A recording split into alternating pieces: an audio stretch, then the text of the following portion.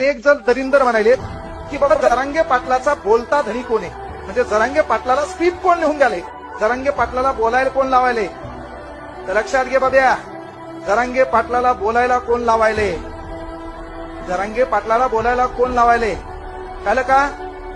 ज्या घरातली पोरगी लग्नाला आली, लग्नाला येत असताना महत्वाची गोष्ट, घरात तिच्या लग्नासाठी पैसे नाहीत, त्यावेळेस हतबल झालेला बाप हा जरांगे पाटलाचा बोलता धनी आहे. कळलं का. मार्क जास्त पडले पण तो नोकरी लागला नाही आणि त्या पोराचे अनेक प्रश्न निर्माण झाले. म्हणून त्या प्रश्नासाठी जॉब विचारणारा गोरगरिबाचा बाप जरांगे पाटलाचा बोलता धनी.